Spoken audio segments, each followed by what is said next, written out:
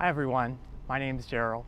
So today we're going to take care of a couple of maintenance items for my 8-liner trailer. Specifically, we're going to do some greasing or lubing up of the hitch ball as well as the coupler and also the stabilizer jack. So basically 8-liner recommends that you grease these or lube these, but they really don't give you any sort of indication on what product to use or really how to do it.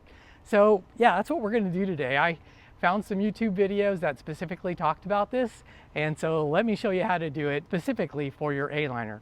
We're going to go ahead and start off with the stabilizer jacks. So it's really important to keep your stabilizer jacks clean and lubricated. You really should try to clean them off after every camping trip, just to keep them free of dirt and debris and to keep them working really well.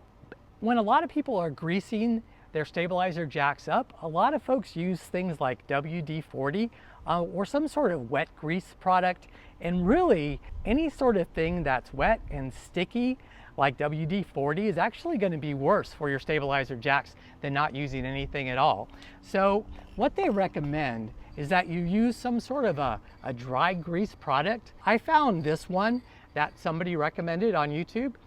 It's a dry moly lube. And so you put these on your stabilizer jacks, and basically it kind of goes on dries really quickly. And then when it's going down the road and stuff starts, hitting the road and going up to your stabilizer jacks, it doesn't stick to them. And so, yeah, that's really what you want. You want it lubricated, but you don't want things sticking to them. So in regards to the dry moly lube product, just be a little careful because it sprays on, and it does actually have a silver finish, and so it covers up the black paint on the stabilizers, so just be a little careful. The first thing that we need to do though is we need to clean the stabilizer jacks. So let's get started with that. So I'm sitting in front of the right rear stabilizer jack here, and so really we want to clean off the whole thing, but most importantly you really want to get the jack here. This is what really needs to be clean and free of debris, and also to be lubricated. So what I'm going to do is basically get a hose, a rag, and basically just clean off all of the stabilizers really well. So let's go ahead and get started with that. All right, so I'm going to go ahead and start spraying this off and wet my rag as well. Yeah, and it's like 110 in Vegas, so yeah, this is feeling really good right now. So you want to get all the dirt and debris off of here. Now I'm going to get inside the jack and make sure I get that all cleaned.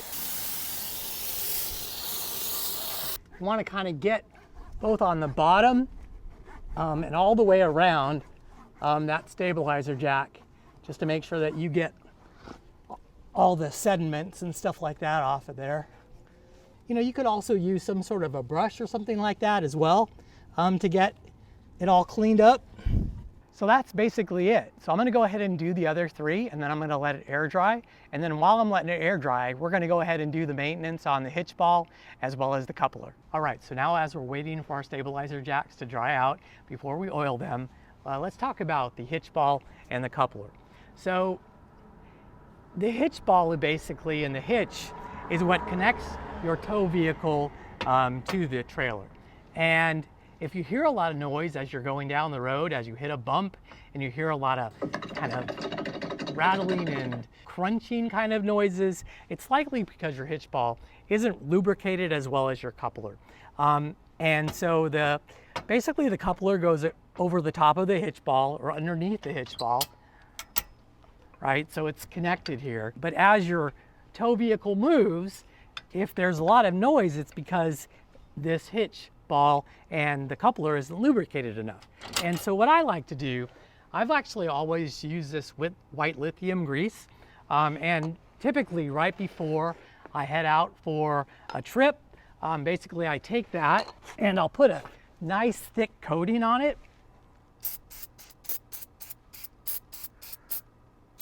like so. And then it's pretty much ready to go. And that's pretty much it. I just do it once every trip, and that's usually enough. I have heard some nice things though about this particular product. It's called Graphite Dry. It's made by the same company, and it puts kind of a graphite finish over the top of the hitch ball, which then gets transferred to the coupler, and it actually stays on that coupler. So yeah, I'm gonna actually try that and just to see what that looks like. So let me go ahead and spray that product on. And it makes your hitch ball black, so that's kind of cool. Yeah, so it's almost like a paint that kind of goes right over the top of it, and it goes on really fast, and it's almost dry already. And basically that graphite, it attaches to the ball, and then it attaches to the coupler, and then it gets kind of stuck to the coupler, and supposedly over time, it makes that connection point very well lubricated. So in regards to the lubricant for the hitch ball, after I released my hitching up video with my wife Nicole, a lot of really knowledgeable A-liner owners recommended, instead of the lithium grease that I use, to use axle grease. And so, yeah, that might be something you also might want to consider using.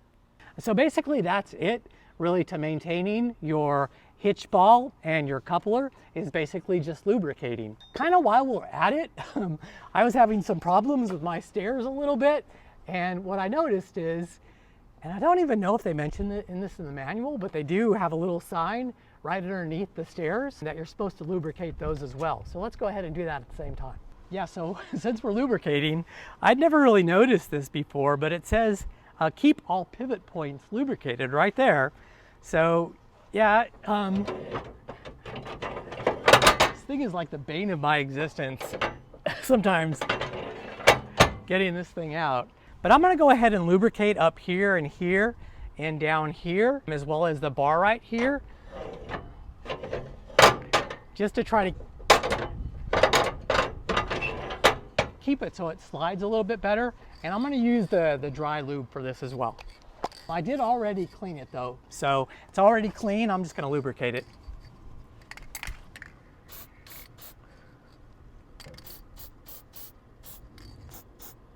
See how much better it works.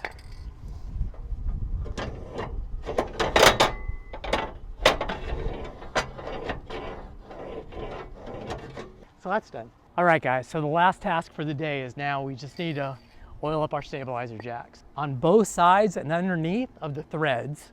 So the dry lube spray, it's a spray product and it gets all over the place, but it's really windy today. So yeah, you should be careful and use some eye protection.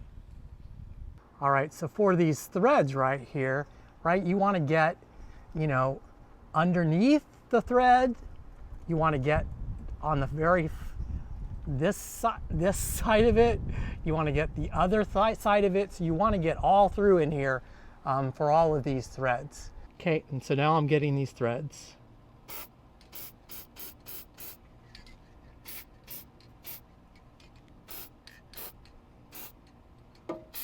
Okay, and then you also want to get over here on this one.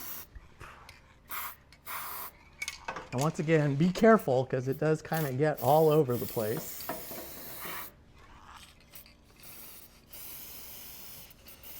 So finally, after you've applied the lubricant to the stabilizer, then you just want to raise it and lower it a couple of times just to get that lubricant all through the threads.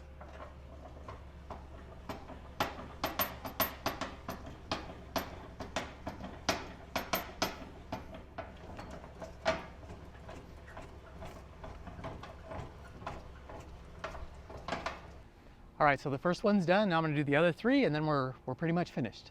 So that's it. If you got some value from this video, please like it and also consider subscribing to my channel. And I hope to see you in the next one again very soon.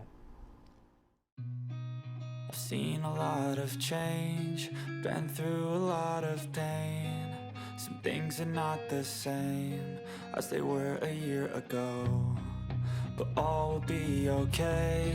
I move on each and every day. The past is where it stays. Way back.